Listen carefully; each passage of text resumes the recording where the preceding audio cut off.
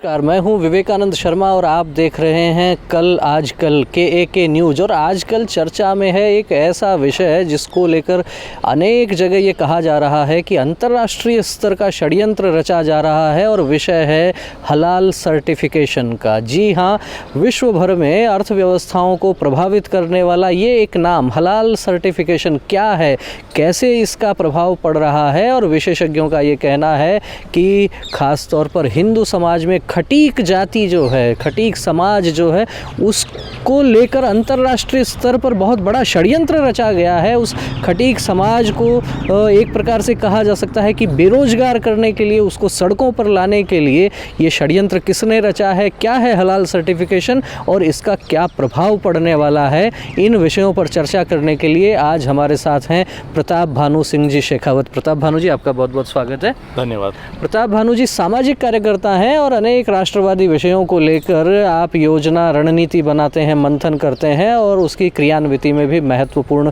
भूमिका निभाते हैं। प्रताप भानु जी, आपसे जानना चाहेंगे आखिर ये हलाल सर्टिफिकेशन क्या है?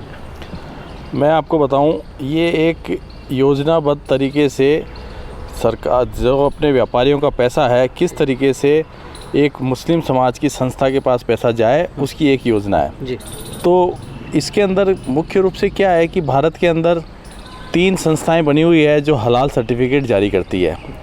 वो चाहे आपको खाड़ी देशों में या किसी विदेशों में जो भी सामान, आपको खाने का सामान एक्सपोर्ट करना होता है, निर्यात करना होता है, उसके लिए आपको हलाल सर्टिफिकेट लेना आवश्यक है। वैसे तो हलाल जैसा कि नाम है, हलाल केवल एक मांस के लिए लागू होता है। मुस्लिम समाज के लोगों को हलाल मांस खाते हैं, उसके लिए हलाल करने का एक परंपरा है। उसके अतिरिक्त हलाल और किसी चीज़ पे लागू नहीं होता है, किंतु एक योजनाबद्ध तरीके से एक हलाल सर्टिफिकेट की एक आवश्यकता बना दी गई है किसी भी खाड़ी देश में आपको निर्यात करने के लिए। आपसे जानना ये भी चाहेंगे कि जिस प्रकार से खाड़ी देशों में इसकी आवश्यकता बताई गई है या ये कहा जाता है कि मुस्लिम समाज जो है वो उनके यहाँ हलाल का एक अलग महत्व है, लेकिन भारत में जहाँ पर ये कहा जा सकता है कि गैर मुस्लिम आबादी वो भी लगभग 80% के आसपास है, तो भारत जैसे देश में जहाँ 80% गैर मुस्लिम आबादी है वहाँ पर ये हलाल सर्टिफिकेशन की क्या कुछ उपयोगिता है? भारत में हलाल सर्टिफिकेशन की बिल्कुल भी आवश्यकता नहीं है, ना उपयोगिता है। हलाल सर्टिफिकेशन सिर्फ निर्यात करने के लिए जिन देशों में होता है उसमें आवश्यक है। अगर आवश्यक है तो उसके लिए वो संस्थाएं, निजी संस्थाएं क्यों जारी करती है? उसके अंदर जारी करने के लिए सरकार एक संस्था बनाए, वो संस्था उसमें जो भी उनका शुल्क है वो ले और हलाल का सर्टिफिकेट जारी करे। उसके अंदर चाहे आप मुस्लिम समाज के मौलवियों को बैठाओ और वो जारी करें और रेवेन्यू जो है सरकार के पास आए, तब तो समझ में आता है हलाल सर्टिफिकेशन। किंतु निजी संस्थाओं द्वारा इस प्रकार से सर्टिफिकेशन जारी किया जाना बहुत गलत है और इसका जो पैसा है वो उसका अलग अलग कार्यों में, पता नहीं किस कार्यों में लगाते हैं, वो सब जानते हैं किस कार्य में लगता है। प्रताप भानु जी, जिस प्रकार से रिपोर्ट्स में ये भी बातें आ रही हैं कि जो खटीक समाज है उसको एक प्रकार से बेरोजगार करने के लिए अंतर्राष्ट्रीय स्तर पर साजिश रची गई है, जबकि भारत में तो खास तौर पर ये कहा जा रहा है कि हलाल की कोई आवश्यकता नहीं है। जहाँ नहीं है वहाँ भी इस प्रकार का ये प्रयोग कुछ लोगों के द्वारा किया जा रहा है। क्या कहना चाहेंगे खटीक समाज के बारे में? खटीक समाज की आज बड़ी बुरी दयनीय स्थिति है।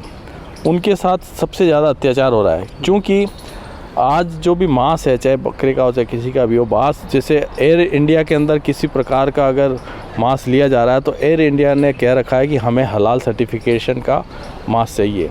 IRCTC के अंदर, रेलवे के अंदर जा रहा है तो हलाल सर्टिफिकेशन का चाहिए। मैकडोनल्ड में कोई माल जा रहा है तो उनको हलाल सर्टिफिकेशन का माल चाहिए। और अगर KFC में जा रहा है तो जब जिसको हलाल सर्टिफिकेशन का चाहिए तो उसको कौन बना के देगा? उसको खटीक समाज तो दे नहीं सकता, वो तो हलाल करता नहीं है, वो तो झटका करते हैं। तो इस प्रकार से जब वो सारा सामान बेचने वाले हलाल सर्टिफिकेशन मुस्लिम समाज के होंगे तो हलाल करने झटका करने वाले खटीक समाज के लोग तो निश्चित रूप से बेरोजगार हो गए।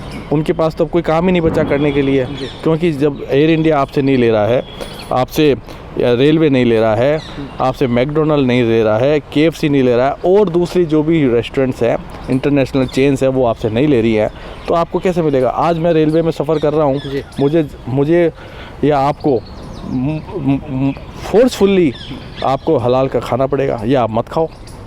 क्योंकि वहाँ तो हलाल का है, जबकि हमारी संख्या 80% है, वो 20% है, फिर भी हमको हलाल का खाना पड़ता है। आप एयर इंडिया की वेबसाइट पर देखिए, आप मैकडोनल्ड की वेबसाइट पर देखिए, वो लिखते हैं कि हम हलाल सर्टिफाइड देते हैं। इसका मतलब सिर्फ हम लोग, वो केवल मुस्लिम समाज के लोगों से जो हलाल करते हैं उनसे ख़रीदते हैं। खटीक समाज के लोग निश्चित रूप से बेरोज़गार हैं।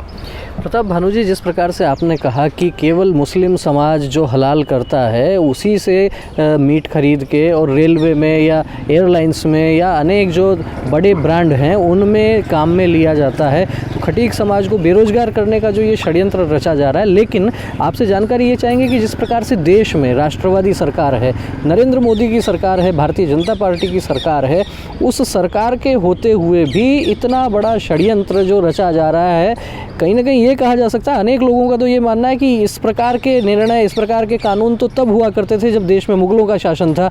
इस नियम कानून को बदलने के लिए क्या केंद्र सरकार कुछ कर रही है? क्या आपकी जानकारी में कुछ है ऐसा?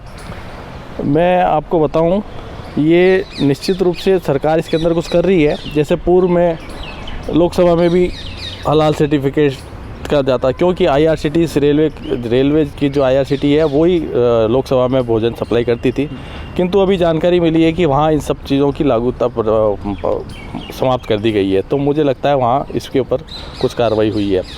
और आपको मैं राज्य सरकार के अंदर बताऊं, जो राज्य सरकार ने कितनी इस समाज के ऊपर इस सरकार को बेरोज़गार करने की क्या योजना बनाई है। आज की तारीख में जयपुर के स्लॉटर हाउस के अंदर एक भी बकरे का झटका नहीं होता है। वहाँ 100% हलाल किया जाता है बकरे, और हलाल का ही मांस मिलता है।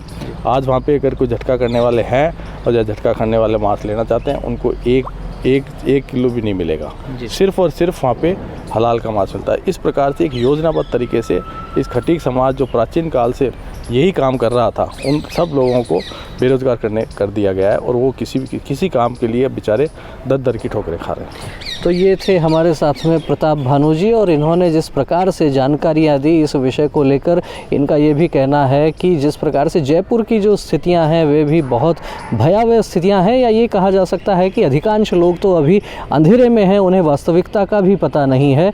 लेकिन केंद्र सरकार ज़रूर इस मुद्दे को लेकर कुछ सजग हुई है, और अंतर्राष्ट्रीय स्तर पर जो बातें, जो विषय ये चल रहा है, ये हमें लगता है कि अधिकतम लोगों तक पहुंचना चाहिए। क्योंकि यदि आज का युवा तो केवल कैरियर ओरिएंटेड हो गया है और केवल अपनी अच्छी पढ़ाई करके और अच्छी नौकरी प्राप्त कर ले, लेकिन यदि उनके मान बिंदुओं के साथ, उनके संस्कारों के साथ किसी प्रकार का खिलवाड़ हो रहा है, तो ये हमारी सबकी जिम्मेदारी है कि हम इस विषय को जन जन तक पहुंचाएं।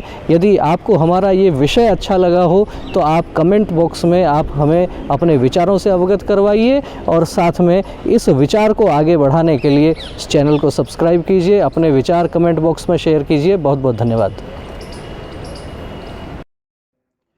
आपको हमारा यह वीडियो पसंद आया हो तो हमारे चैनल को सब्सक्राइब कीजिए, बेल आइकन दबाइए, कमेंट कीजिए, शेयर कीजिए। बहुत बहुत धन्यवाद।